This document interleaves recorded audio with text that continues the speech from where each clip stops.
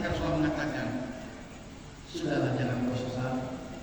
Bukankah Allah sudah menyatakan dalam hadis qudsi, andaikan hamba berbuat dosa seperti langit dan seluruh bumi, dia dapat minta ampun kepada akan dalam menjumpai dia dengan bawa ampunan sebesar dosa. Mana dia tidak artinya kalau kita minta ampun, Allah ampuni dosa sebesar apapun, dosanya diampuni oleh Allah dari Rasulullah. Supaya tidak menyebutkan. Kalau kita minta ampun tapi kita masih percaya dengan kita dengan permata yang bisa menyelamatkan kita, maka Allah tidak akan menjawab. Supaya tidak menyebutkan sebesar apapun, Allah akan mengampuni.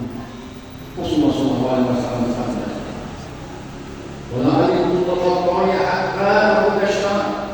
Andai kata engkau berbuat dosa, walau sampai langit biru itu menjadi hitam karena dosa-dosa, Sumana itu Allah Alaihi Wasallam ampun Allah ampun dosa. Bayangkan apa?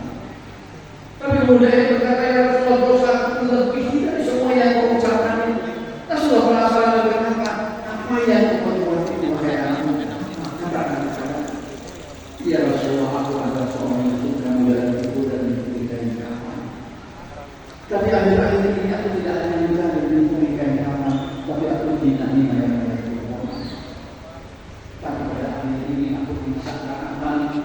dihadap oleh mayat rupanya yang dia berkata, wahai pemuda, kau celaka, kau telah mengumpulkan aku bersama dengan orang-orang yang telah meninggal dunia dalam keadaan telanjang. Kau telah mengumpulkan aku dalam keadaan hidup, celaka wahai pemuda. Aku rasanya mendengar mayat itu berkata seperti itu, maka aku takut ya Rasulullah, aku minta ampun, aku tidak akan mengulangi lagi. Rasulullah pada saat itu yang namanya manusia cepat merah matanya dan berkata, wahai orang fasik, pantas kau dimasukkan ke dalam neraka. Rasulullah meninggalkan. Pemuda itu terus menangis dan kemudian dia berkata, ya Rabb, jika kau mengampuni, ampunilah dosa. Beritahu Rasulullah bahwa engkau telah mengampuni aku. Tapi jika engkau tidak mengampuni, hukumlah aku di dunia ini, tapi jangan aku dihukum di yaumil qiyamah. Aku takut dengan azabmu. Aku takut ya Allah.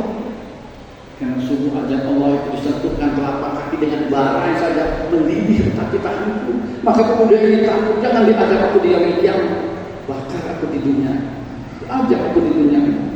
Allah mengutus malaikat Jibril menjumpai Rasulullah. Ya Rasulullah, apakah engkau menciptakan manusia? Rasulullah mengatakan, tidak. Allah al-Khalq, Allah sang pencipta. Kalau kau tahu Allah yang menciptakan, maka Allah mengatakan fayaghfiru liman yasha wa yu'adzimu man yasha wallahu ala kulli syai'in qadir. Ayat itu turun pada saat itu. Allah yang berhak mengampuni siapa yang Dia kehendaki. Allah yang berhak menghukum siapa yang Dia kehendaki. Wallahu ala kulli syai'in qadir. Allah yang Maha Kuasa atas segala sesuatu. Allah berikan kabar bahwa Allah mengampuni pemuda. Rasulullah mencari pemuda itu dan menyampaikan kabar itu. Makanya kita diingatkan oleh Rasulullah, jangan sampai wahai umatku, engkau sampai mengatakan seorang yang meninggal dunia itu berada di neraka.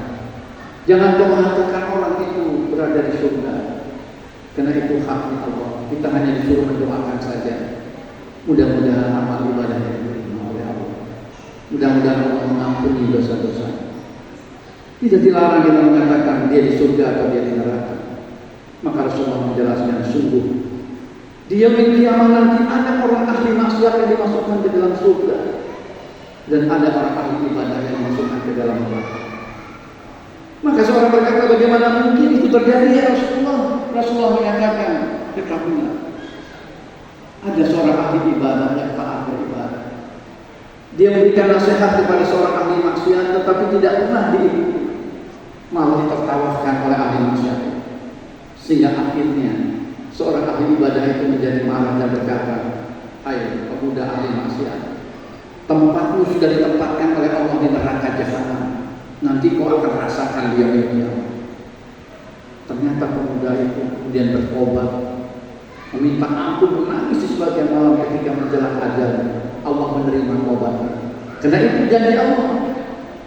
Selama sebelum berada di kerongkongan, aku akan terima segala dosa daripada hamba-hamba. Aku melihat seorang hamba dari akhir sebuah kehidupan. Dia bertobat bertobat dengan tobat nasuha yang diterima oleh Allah. Sehingga ketika dia di kiamat dia dimasukkan surga, dia protes kepada Allah, ya Rabb, bukankah aku yang senantiasa beribadah dan dia seorang ahli yang maksiat, kenapa kau masukkan ke dalam surga? Allah menyatakan iya. Tapi akhir kehidupannya dia bertobat dan minta ampun. Bukankah aku sudah berjanji, andaikan hamba berbuat dosa, walau memenuhi langit dan bumi, dia minta ampun akan aku ampuni. Maka aku ampuni semua dosanya tempatnya di surga. Tapi engkau memasukkan ke dalam neraka engkau telah mendahului Allah. Engkau telah mengatakan orang itu masuk neraka. Padahal akulah yang berhak untuk menyatakan siapa yang berada di surga dan di neraka. Allah yang menyatakan. Oleh karena itu kita tidak tahu akhir daripada kehidupan seorang, kita hanya mendoakan saja.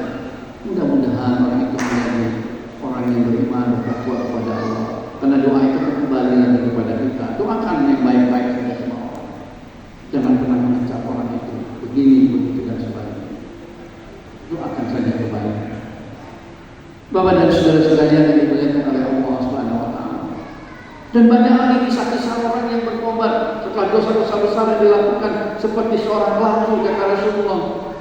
Seorang menzina pelaku, dia bertobat kepada Allah, belum melakukan amal ibadah apapun, hanya melihat ada anjing berputar-putar di padang pasir kehausan, dia beri minum, baru amalnya hanya itu saja, sudah Allah ampuni dosa. Begitu pula orang yang membunuh sampai 100 jiwa, dia bertobat, Allah juga ampuni dosa. Insya Allah dosa kita tidak seperti Wahsy, pembunuh, penzina, peminum khamar. Kita tidak seperti orang yang menjinahi mayat-mayat dan mencari kain kafan. Kita tidak seperti seorang pelacu. Dosa kita tidak sebesar itu. Maka harapan kita masuk surga itu besar. Maka jangan pernah pesimis untuk kita ampun kepada Allah. Perbanyaklah istighfar untuk bertobat. Saudaraku yang dimuliakan oleh Allah, ada dua. Ada dosa besar dan dosa kecil. Bagaimana dosa besar? Allah memberikan cara bertobat terhadap dosa besar. Al-Imran ayat 135 Allah menyatakan, walladzina idza fa'alu fahishatan aw zalamu anfusahum dzakarullah. Andai kata kita telah berbuat dosa, yang dimaksud dosa yang besar, ingatlah sama Allah. Kita punya Allah yang sangat mencintai kita. Cintanya Allah itu melebihi cinta seorang ibu mencintai anaknya. Allah sayang sama kita.